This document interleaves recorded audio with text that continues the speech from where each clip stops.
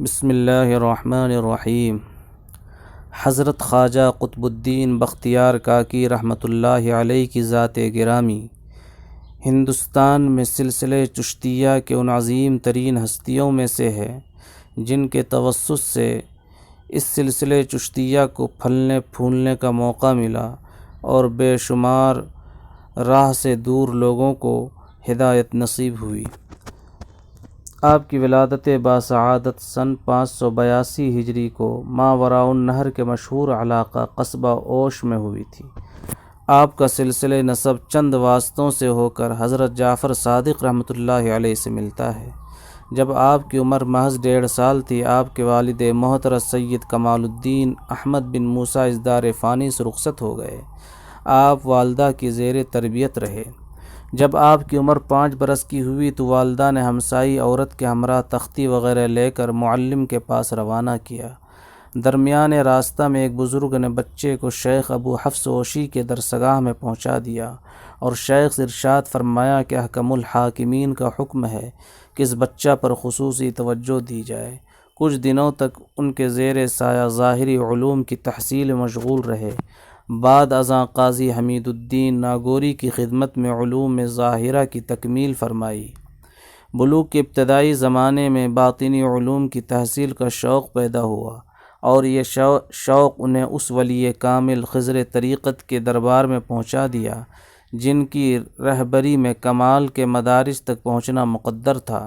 17 سال کی عمر میں حضرت خواجہ معین الدین چشتی اجمیری کے دست مبارک پر آپ بیعت ہوئے اور محض 20 سال کی عمر میں فقیہ ابواللیث سمرقندی کی مشہور مسجد میں ممتاز جلیل القدر یکتائے روزگار مشائخ اعظام کی موجودگی میں خلعت خلافت سے سرفراز کیے گئے۔ آپ حضرت خواجہ معین الدین چشتی اجمیری کے پہلے خلیفہ ہیں اور بعد کے زمانے میں شیخ کے دامن ارادت سے اس طرح منسلک ہوئے کہ زندگی بھر کے لیے اپنے شیخ کے ہو کر رہ گئے۔ حضرت خواجہ معین الدین چشتی اجمیری کی منشا پر آپ ہندوستان تشریف لائے۔ کچھ عرصہ خواجہ صاحب کی خدمت میں رہے، پھر انہی کے حکم پر دہلی کو اپنا مسکن بنا لیا۔ دہلی کا یہ وہ زمانہ تھا جب تاتاریوں کی تباہی اور بربادی نے عالم اسلام کو ناقابل تلافی نقصان سے دوچار کر رکھا تھا۔ اطراف عالم کے مشائخ اور علماء کرام دہلی میں جمع ہو رہے تھے۔ دہلی اہل اللہ اور علوم و معارف کے خزینے کا مسکن بن چکا تھا۔ علماء و مشائخ اور شرعی علوم کے ان روشن ستاروں کے درمیان آپ کی حیثیت آفتاب کامل کی تھی جس کی ضیاءپاش روشنی سے ہر کوئی مستفید ہو رہا تھا۔ شہر کی آبادی سے دور غیاث پور کے علاقہ میں آپ قیام پذیر تھے۔ عوام الناس کی عقیدت کی وجہ سے آنے والوں کا تانتا بندہ رہتا، لیکن آپ حالت استغراق اور وجد کی بنا پر فوری توجہ نہیں دے پاتے۔ امراء و سلاطین کی جانب سے پیش کردہ ہدایہ و تحائف سے اجتناب فرماتے۔ سلطان شمس الدین التمش نے آپ کی شایان شان آپ کی پذیرائی کی۔ سلطان شمس الدین التمش کا معمول تھا کہ ہفتہ میں 2 بار شیخ سے ملاقات کے لیے تشریف لاتے، لیکن خدائی شان کے جس کے در پر شاہوں کا جم غفیر ہوا کرتا تھا وہ خود کبھی شاہی دربار میں نہیں پہنچا۔ آپ فرمایا کرتے تھے کہ ہمارے اکابرین نے شاہوں کے دربار سے ہمیشہ خود کو الگ تھلگ رکھا ہے۔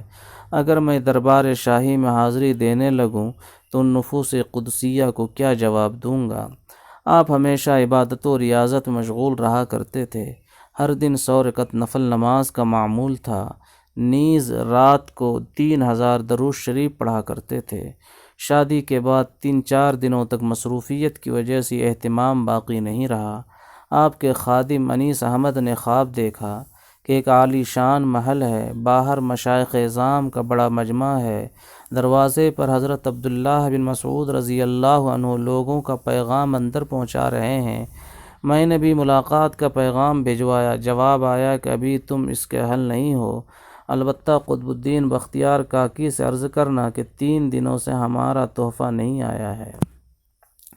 حضرت شیخ قطب الدین بختیار کاکی کا وصال 14 یا 24 ربیع الاول سن 633 یا سن 634 ہجری بروز دوشنبہ ہے۔ آپ کا مزار دہلی کے مہرولی علاقہ میں ہے۔ وصال کے بعد جب آپ کا جنازہ تیار کر کے رکھا گیا تو خادم نے اعلان کیا کہ شیخ کی وصیت ہے کہ نماز جنازہ وہ شخص پڑھائے جس نے کبھی کسی غیر محرم کو نہ دیکھا ہو، عصر کی سنت قضا نہ کی ہو۔ پورے مجمع پر سناٹا چھا گیا، اتنے بڑے مجمع میں کوئی آگے نہیں بڑھا۔ اخیر میں سلطان شمس الدین التمش خود آگے بڑھے اور فرمایا کہ میں اسے راز رکھنا چاہتا تھا، لیکن جب شیخ نے ہی راز کو افشا کر دیا تو اب چھپانے کی کوئی ضرورت نہیں ہے۔